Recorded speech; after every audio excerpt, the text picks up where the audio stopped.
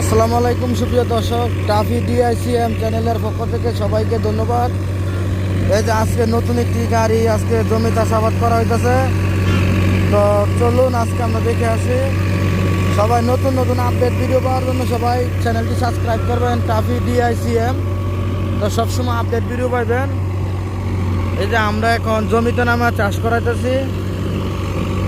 তো এই যে এখন সামনে যাচ্ছে গাড়িটা।